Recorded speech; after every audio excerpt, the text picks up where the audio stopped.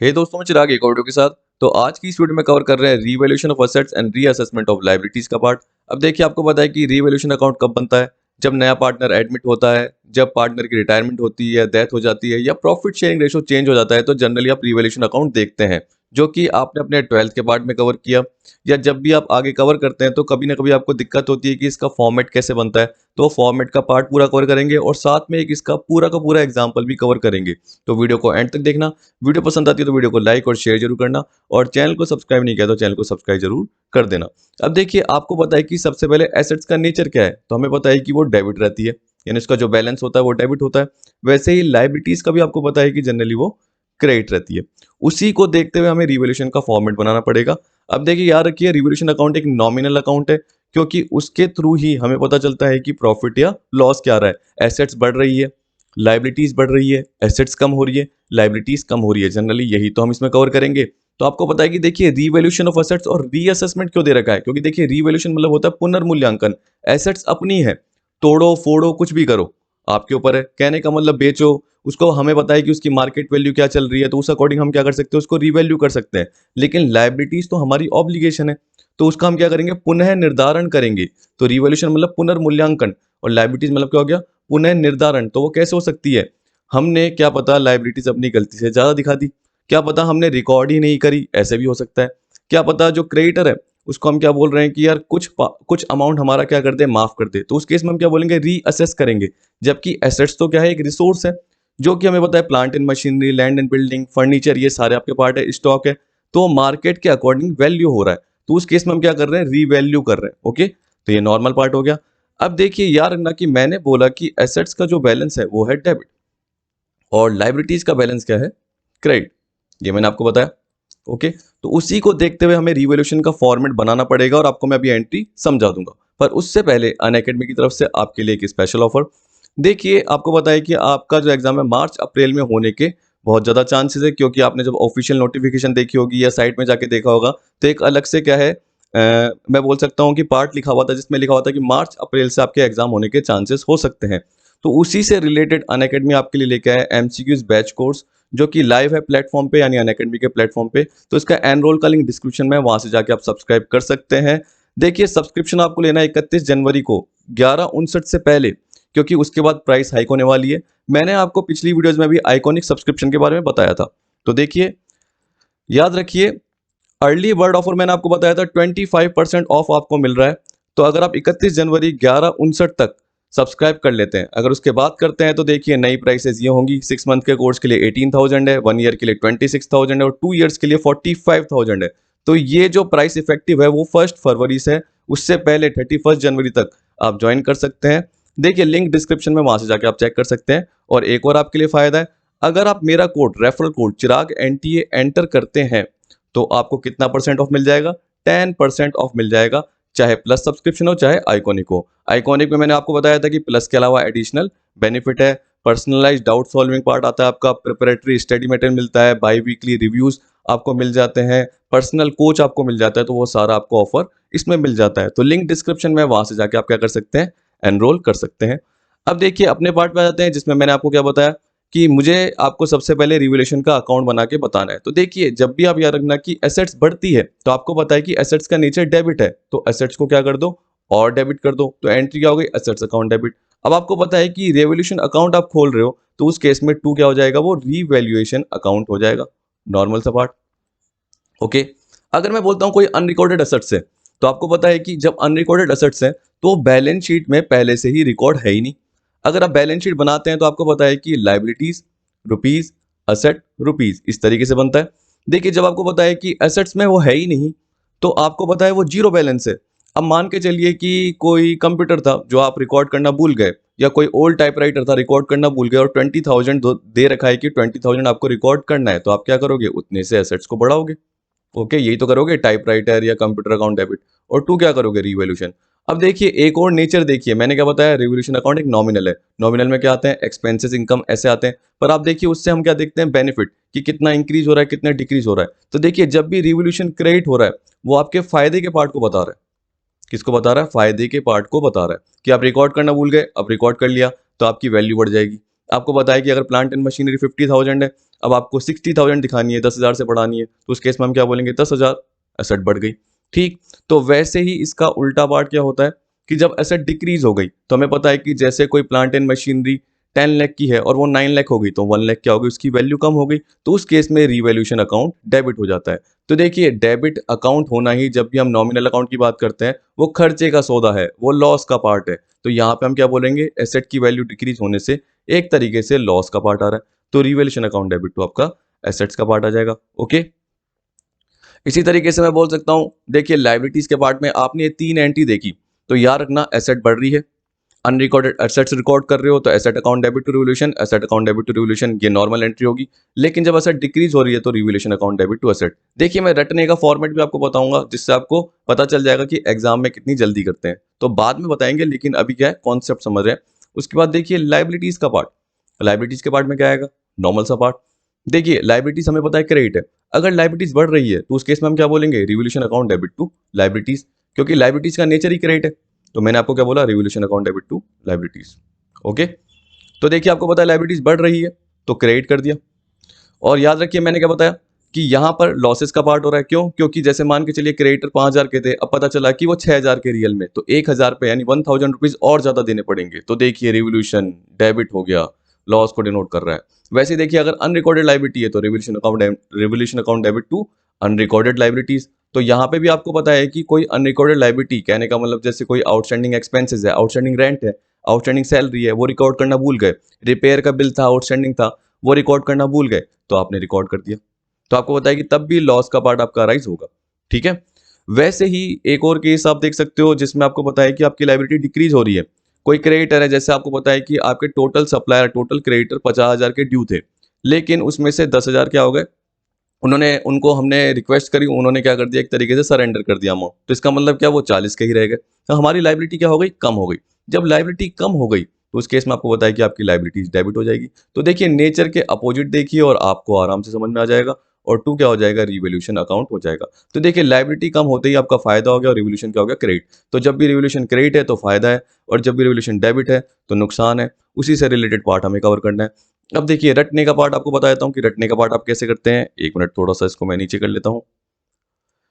और देखिए सारा पार्ट आपके सामने चल रहा है, कोई वीडियो पोज वोज नहीं हो रही।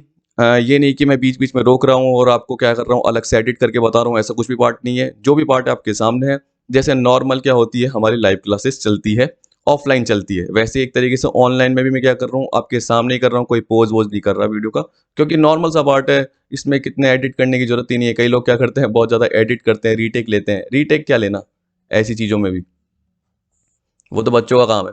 देखो यहाँ पे क्या है, लाइबिलिटी रुपीज, एसेट रुपीज, ये पार्ट है। आप देख सकते हैं कि जब लाइबिलिटीज की बात करते हैं तो बहुत सारे पार्ट आ जाते हैं। अगर मैं देखो कंपनी के हिसाब से बोलूंगा तो अलग चीज होती है, क्योंकि उसमें share holder fund, non current current होता है। यहाँ तो हम पार्टनरशिप फॉर्म के अकॉर्डिंग पढ़ रहे हैं, तो आपको पता है कि क्या पार्ट रहेगा, कैपिटल का पार्ट रहेगा पार्टनर्स का।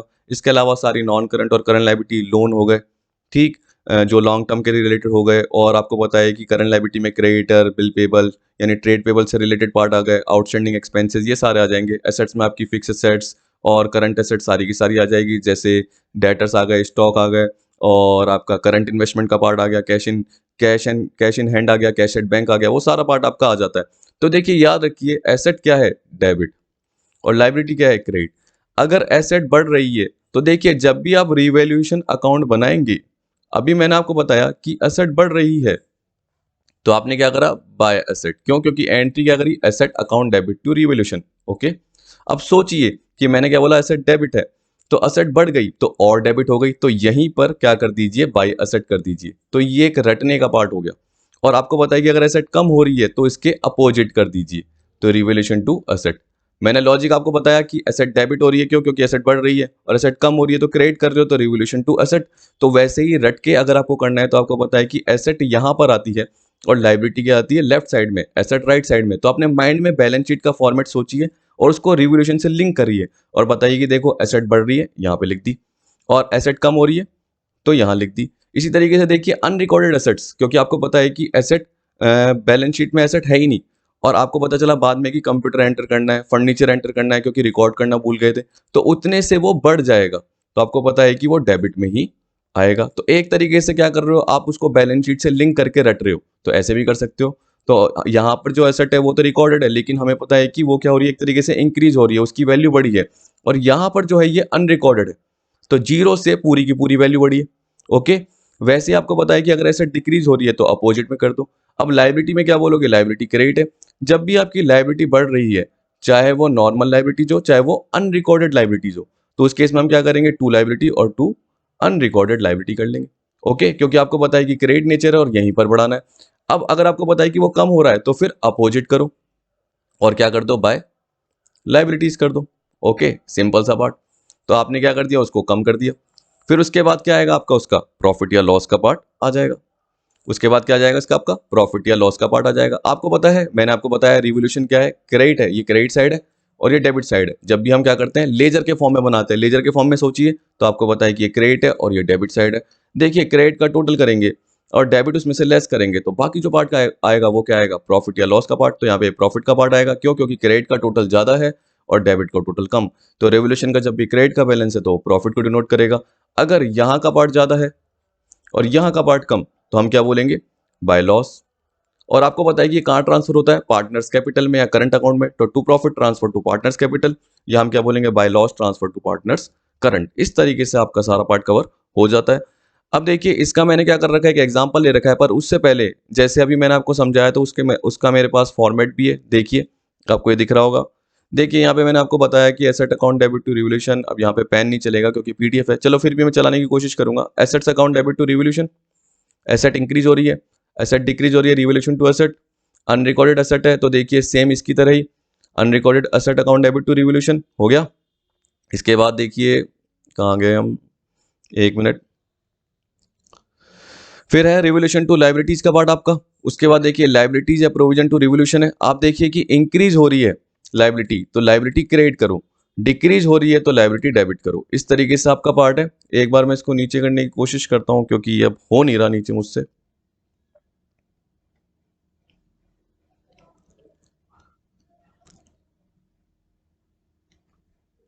अब ठीक है। अब देखिए, मैं आपको बोल के बताते रहता हूँ, आप देख लीजिए। फिफ्थ एंट्री देख लीजिए, liabilities account debit to revolution, क्योंकि लाइबिलिटी क्या हो रही है, डिक्रीज हो रही है। सिक्स्थ एंट्री देख लीजिए, revolution account debit to unrecorded liabilities, ये पार्ट है। फिर देखिए प्रॉफिट लॉस का पार्ट देखिए, revolution account debit to old partners capital, ये आ गया, या करंट अकाउंट भी हो सकता है अगर फिक्स कैपिटल है। फिर लॉस में देखिए old partners capital account debit to revolution का पार्ट। तो यही पार्ट मैंने आपको अभी अभी बताया जस्ट। इस वाले पार्ट में आप देख सकते हैं मैंने क्या बोला था कि अगर आपका प्रॉफिट आ रहा है तो revolution account debit to profit लिख के पार्टनर्स कैपिटल लिख दोगे, या to profit transfer to partners capital ऐसे लिख देना, या टू पार्टनर्स कैपिटल भी लिख सकते हो। अब याद रखना कि जो बढ़ता है वो किस में बढ़ता है, पुराने पार्टनर्स में बढ़ता है, पुराने रेशो में। याद रखना, पुराने पार्टनर्स में ही, पुराने रेशो में। ओके, क्योंकि जो नया पार्टनर आया है या गया है, देखो नया पार्टनर आया है वो तो अभी आया है, तो वो तो अभी काम करेगा। तो आपको पता है कि जो भी एसेट्स रिवैल्यू हुई या लाइबिलिटी रिवैल्यू हुई या लॉस होगा, उसको कौन बियर करेंगे, पुराने पार्टनर ही बियर करेंगे। जो भी प्रॉफिट होगा पुराने पार्टनर में ही होगा। नए पार्टनर को कहाँ से मिलेगा, नया पार्टनर तो अभी नया है। जैसे ही वो क्या करेगा, काम करेगा, एक साल होगा तब जाके ही तो उसको ईयर एंड पे क्या मिलेगा, बेनिफिट मिलेगा, तो अभी नहीं मिलेगा उसको। इसी तरीके से जो भी लॉस होगा उससे नहीं लिया जाएगा, पुराने पार्टनर से ही लिया जाएगा। इसलिए याद रखना, जब भी क्या होता है पार्टनर को हिस्सा मिलता है तो उनकी कैपिटल बढ़ती है, तो वो क्या होती है, क्रेडिट होती है। यहाँ से आप देख सकते हो। ओके, ये दिख रहा है आपको। वैसे ही अगर क्या होता है कि उन फर्म को लॉस हो रहा है तो पार्टनर्स की कैपिटल क्या हो जाती है, डेबिट हो जाती है। यहाँ से आपको दिख रहा है। अब देखिए, अब चलते हैं इसके नीचे पार्ट पे। ये फॉर्मेट है, ये मैंने बता दिया फॉर्मेट, तो एक बार ये पॉज करके आप फॉर्मेट देख सकते हैं। अब सीधा आते हैं किसकी तरफ, क्वेश्चन की तरफ। ओके, तो यहाँ पर ये आ गए हम इस वाले क्वेश्चन की तरफ, जिससे आपको पूरा पार्ट समझ में आ जाएगा। और एक और चीज, एक और पार्ट आपको बता देता हूँ।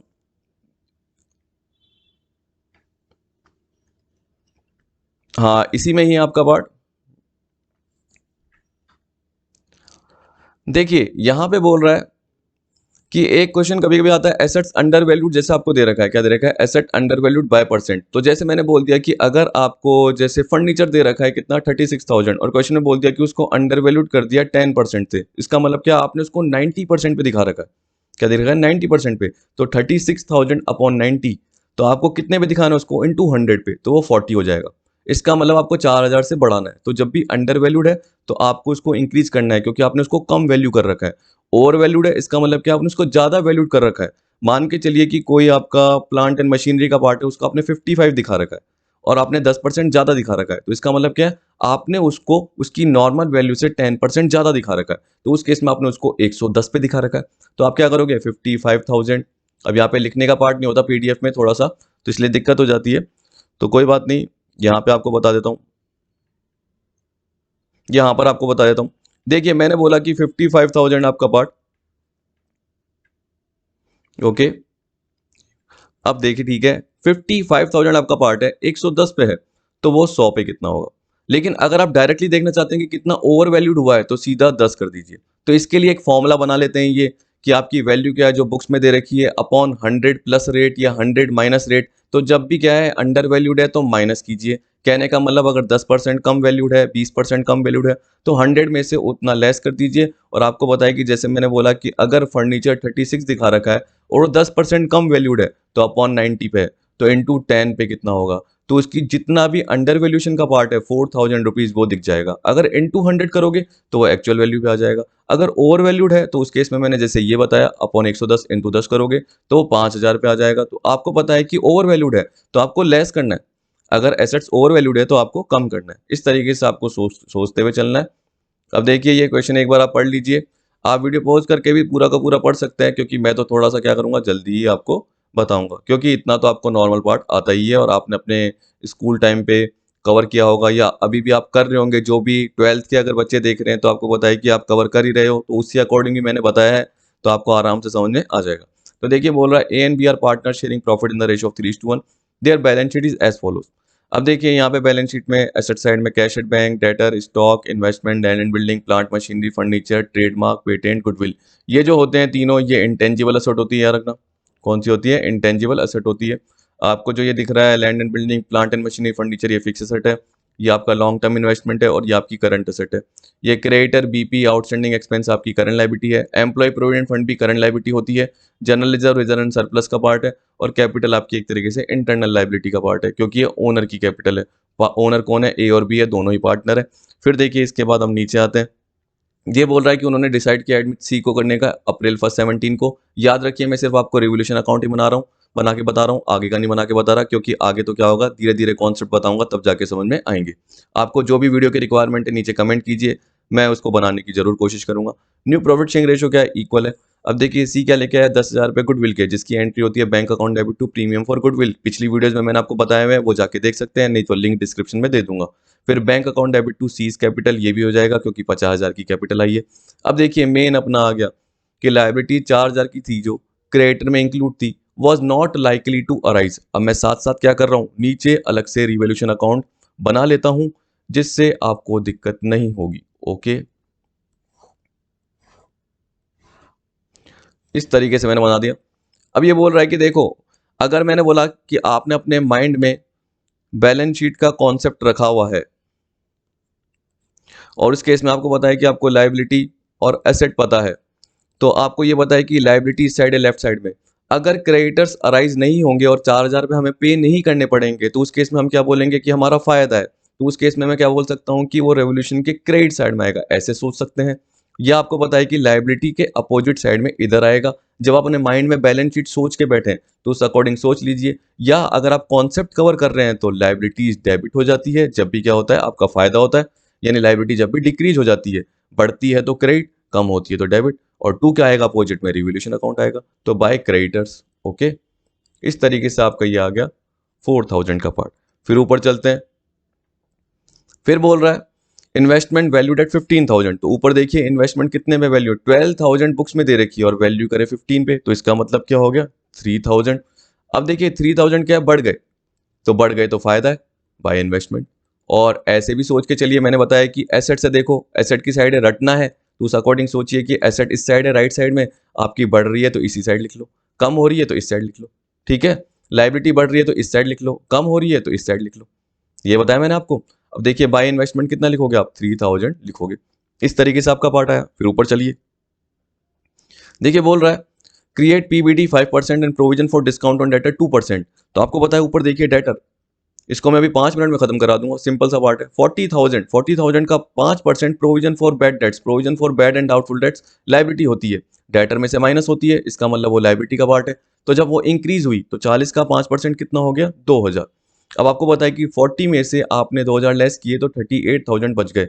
वो डेटर अच्छे हैं, लेकिन उसमें आपको डिस्काउंट का प्रोविजन भी बनाना है। तो जो प्रोविजन बनता है वो क्या होता है, प्रोविजन फॉर डाउटफुल डेट्स के बाद बनता है। कौन सा, डिस्काउंट का जो प्रोविजन होता है। तो 38,000 का 2%, ये आएगा 760। ठीक है, अब मैं देखिए आपके सामने रियल बता रहा हूँ कैलकुलेट करके, क्योंकि 38,000 का 1% होता है 380, उसका डबल हो जाता है 760। तो इस तरीके से आप आराम से जल्दी जल्दी कवर कर सकते हैं। तो पीबीडी हो गया आपका 2000, और जो provision for discount on debtor हो गया वो आपका हो गया 760। ओके, इस तरीके से आपका कवर हो गया। फिर देखिए क्या बोल रहा है, land and building under valued by ₹5,000। तो देखिए आपको अमाउंट दे ही दिया है। अगर आपको बोलता है 10% से अंडर वैल्यूड है, तो उस केस में आप क्या करते हैं, 50,000 जो दे रखा है अपॉन 90, क्योंकि वो 90 पे बुक्स में दे रखा है। आपको क्या करना है, उसकी 10 वैल्यू निकालनी है। अगर 100 करोगे तो उस केस में क्या होगा, वो एक्चुअल वैल्यू पे आ जाएगा। लेकिन आपको क्या करना है, कितने से कम हुआ है वो देखना है। तो यहाँ पे तो अमाउंट दे रखा है, तो देखिए कम हुआ है, आपको वापस से क्या करना है, उसको बढ़ाना है। अंडर वैल्यूड मतलब आपने गलती से कम पे वैल्यू कर लिया, तो आप उसको बढ़ाओ। एसेट है तो आपको पता है कि एसेट इधर आएगा, लैंड एंड बिल्डिंग 5,000 से। आपने अगर क्या कर दिया, इसके बाद देखो क्या बोल रहा है, प्लांट एंड मशीन को ओवर वैल्यूड कर दिया। तो आपको पता है कि आपके माइंड में बैलेंस शीट बनी हुई है, एसेट साइड आपकी क्या है, राइट साइड की है, और लाइबिलिटी आपकी लेफ्ट साइड की है। तो अगर एसेट बढ़ रही है तो इस साइड, और कम हो रही है तो अपोजिट साइड। तो ऐसे सोच लीजिए, या मैंने आपको कॉन्सेप्ट बताया कि एसेट बढ़ती है तो डेबिट कर दिया मैंने, तो land and building debit to revaluation, और कम कर दिया तो revaluation to plant and machinery. तो 10,000 आ गया। ओके, फिर देखिए क्या बोल रहा है, furniture is depreciated by 10%। Furniture को 10% से कम कर दिया, तो टू क्या आएगा, फर्नीचर। इस तरीके से सिंपल सिंपल पार्ट है। फर्नीचर देखो कितना है, फर्नीचर 16,000 है, तो 16 का 10% कितना हो गया, 1600। देखिए कोई गलती होगी तो बता देना, क्योंकि क्या है मैं जल्दी जल्दी बता रहा हूँ, वैसे कोई गलती के चांसेस बहुत कम है। ट्रेडमार्क वैल्यूड हुआ 3,000, तो ऊपर देखिए, देखिए 5,000 है और 3,000 वैल्यू हुआ। देखिए जब 3,000 वैल्यू हुआ तो डिफरेंस, क्योंकि आपको पता है कि 3,000 वैल्यू का मतलब है बैलेंस शीट में 3 दिखाना है। तो हमने कितने से कम किया, हमने 2,000 से कम किया, तो टू ट्रेडमार्क 2,000। इसके बाद देखिए पेटेंट को कर दिया 2,000 रुपए तक। टू जब भी आए, टू का मतलब क्या होता है, टक। तक मतलब क्या होता है कि हमें क्या है, बाय नहीं लेना, से नहीं लेना, हमें वहां तक करना है। मैंने टक बोल दिया, कोई बात नहीं। यहाँ पे देखिए क्या है कि जो पेटेंट है वो 2,000 तक रिड्यूस हो गया, तो इसका मतलब क्या है, 6 से 2 गए। तो जब बैलेंस शीट में वो 2,000 पे आएगा, तो इसका मतलब क्या हो गया कि कितने से कम हुआ, तो वो 4,000 से कम हुआ। तो इस केस में हम क्या बोलेंगे, टू पेटेंट 4,000। ओके, इसके बाद देखिए क्या बोल रहा है, आउटस्टैंडिंग सैलरी कितनी है, 2,000 की है। तो एक बार मैं ये हटा देता हूँ, इरेज कर देता हूँ जो ये लिखा हुआ है, जिससे आपको दिख जाए।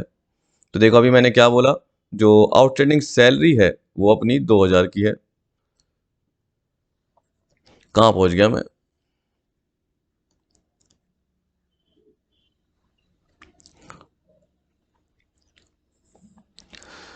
एक मिनट।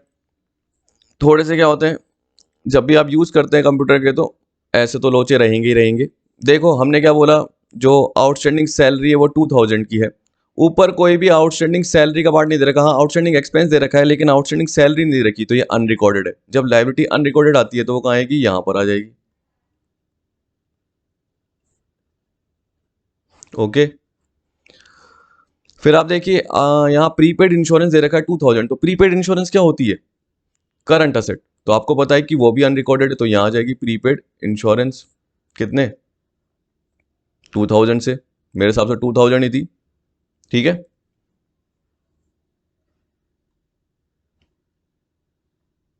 2,000 थी। Claim for damages 2,000 is accepted. देखिए जब भी आप ऊपर देखना है एक बार बैलेंस शीट में लाइबिलिटी में, तो आपको कुछ भी नहीं दिखेगा, तो इसका मतलब क्या है, ये भी एक तरीके से लाइबिलिटी का पार्ट है। तो उस केस में क्लेम फॉर डैमेजेस, क्योंकि अनरिकॉर्डेड है। आप देखो किसी ने आप पे डैमेजेस का क्लेम किया और आपने एक्सेप्ट कर दिया, या कोर्ट के ऑर्डर से आपने एक्सेप्ट किया, तो आपकी लाइबिलिटी बनी ना, तो बढ़ गई। तो कितनी बढ़ गई, 2,000 रुपीज से बढ़ गई। फिर देखो बोल रहा है कि एक अनफोर्सीन लाइबिलिटी है 5,000 की, तो ये भी बढ़ गई। तो आप देख सकते हैं ये भी आपकी यहाँ पे आ जाएगी अनफोर्सीन लाइबिलिटी, कितने से, 5,000 से। ओके, फिर बोल रहा है स्टॉक को वैल्यूड किया 13,000। तो आप देख सकते हैं स्टॉक को वैल्यूड किया है 13,000, और यहाँ पे आ रहा है 15, 15 से 13, तो कितना हो गया, 2,000 कम हो गया। ओके, क्योंकि एसेट कम हो रही है। फिर अनरिकॉर्डेड एसेट है 10,000 की, तो आपको रिकॉर्ड करनी है, तो एसेट बढ़ेगी तो इस साइड आएगी। और मैंने बताया कि आपको अपने माइंड में बैलेंस शीट का फॉर्मेट याद रखना है, उससे आपको आराम से रट जाएगा कि यार एसेट इस साइड आती है और उसके अपोजिट में एसेट यहाँ आती है, लाइबिलिटी इस साइड आती है और उसके अपोजिट में लाइबिलिटी अगर कम होती है तो इस साइड आती है। एक डेटर थे जिसके ड्यू थे 500 रुपये, उसको हमने कभी bad debts to debtor written off कर दिया था पहले कभी, ठीक है, ये ऐसे बोल रहा है 500 से, लेकिन अब उससे देखो 400 रुपये रिकवर हो गए, उसने 400 रुपये फुल सेटलमेंट में पे कर दिया। तो इस केस में आपको पता है कि ये क्या आएगा, बाय बैड डेट्स रिकवर्ड, क्या आ जाएगा, बाय बैड डेट्स रिकवर्ड। या आप डेटर नाम से भी कर सकते हो, क्या पता उसने अभी तक दिया नहीं हो, वैसे तो इसमें बोल दिया कि दे दिया है, तो हम क्या बोलेंगे, फायदा है वो बढ़ गया हमारा। तो प्रिपेयर रेवोल्यूशन अकाउंट ये बोल दिया, सारी चीज़ें मैंने आपके सामने ले ली है 2760। अब देखो इसको हम वेरीफाई कर लेते हैं अपने इस क्वेश्चन के साथ। तो इसमें एक बार आ जाते हैं। ये वैसे क्या है कि मैंने जो बुक लिया था वो अपनी आरबीएससी की बुक में से लिया है, वैसे आप किसी भी बुक में से ले सकते हो। मैं सीधा आ जाता हूँ, 1 मिनट आपका बस 1 मिनट और लगेगा टाइम। तो देखो ये सेम टू सेम था, इसका जब आप कवर करेंगे ये रहा पार्ट, तो देखो आप मैच कर सकते हैं क्योंकि प्रॉफिट लॉस तो आपको निकालना ही जाएगा ना। तो देखो 2760, 10,000, 1600, तो देखिए 2760, 10,000, 1600, फिर 2000, 4000, 2000, 2000, 2000, 4000, 2000, 2000, फिर देखिए 5000, 2000, ये दिख रहा है, टोटल मिला के हो गया 31360। तो यहाँ पे हम टोटल कर लेंगे 31360। ओके, क्रेडिटर में देखिए 4, 3 इन्वेस्टमेंट, 5 अपने लैंड एंड बिल्डिंग, 2000 प्रीपेड है, तो देखो 4 3 5 2, फिर अनरिकॉर्डेड देखो 10 और बैड डेट्स रिकॉर्ड देखो 400। तो आपको पता है कि इनका टोटल करना है आपको, इसका टोटल जो हो जाता है वो करके देखो कितना होता है, 4 और 3 7 और 5 12 और 2 14 और 10 24, 24,400। 31360 में 24,400 लेस करोगे तो ये बोल रहा है कितना आता है, 6960, 6960 आएगा। इसको बांट दो इनके रेशो में, जो कि किस रेशो में दे रखा है, देख सकते हैं किस रेशो में दे रखा है। न्यू प्रॉफिट शेयरिंग रेशो तो इक्वल होगा, लेकिन पुराना रेशो तो 3:1 है, तो हमें पता है कि न्यू प्रॉफिट शेयरिंग रेशो तो मतलब नहीं है, ए और बी में बटेगा, पुराने पार्टनर बटेगा लॉस 3:1 में, तो ये लॉस बियर कर रहे हैं। ओके, तो आई होप आपको पूरा पार्ट समझ में आया होगा। देखिए यार ना, जब भी बाय पार्ट दे रखा है तो उतने से हमें इंक्रीज करना है, जब भी टू पार्ट दे रखा है तो टू का मतलब क्या होता है, टू अप टू या वैल्यूड जब भी दे रखा है तो इसका मतलब वो बैलेंस शीट में आएगा, तो उसका जो डिफरेंस है वो रिवोल्यूशन में आएगा। जैसे मैंने बोला कि एक फर्नीचर है कितना, 10,000 बुक्स में दे रखा है, फर्नीचर 10,000 बुक्स में दे रखा है और उसको रिवैल्यूड किया 12 पे, तो इसका मतलब 2000 से वो बढ़ गया। या मैंने बोल दिया कि उसको 12,000 तक बढ़ाना है, इंक्रीज अप टू या इंक्रीज टू रुपीज 12,000 टू, उसका मतलब भी क्या है कि उसको वैल्यूड 12,000 किया गया है, तो इसका मतलब उसका डिफरेंस क्या है, 2000 रिवोल्यूशन में आएगा और जो 12,000 है वो बैलेंस शीट में आएंगे। इस तरीके से अगर मैंने बोला फर्नीचर को हमने डिक्रीज कर दिया टू 7,000, तो इसका मतलब क्या है, वो 10 से 7,000 कम हो गया, तो 3,000 उसकी वैल्यू कम हुई है, तो इसका मतलब 3,000 वैल्यू कम हुई है वो रिवोल्यूशन में जाएगी और जो 7,000 है वो बैलेंस शीट में चला जाएगा। इस तरीके से आपको सोचना है। जब भी आपका अंडर वैल्यूशन हो तो इसका मतलब क्या, एसेट को आपने कम वैल्यू करा है तो बढ़ा दो, जब भी ओवर वैल्यूड है तो इसका मतलब एसेट को आपने ज्यादा वैल्यू करा है तो उसको कम कर दो। इस तरीके से आपका सारा पार्ट खत्म। आई होप आपको मेरी वीडियो पसंद आई होगी।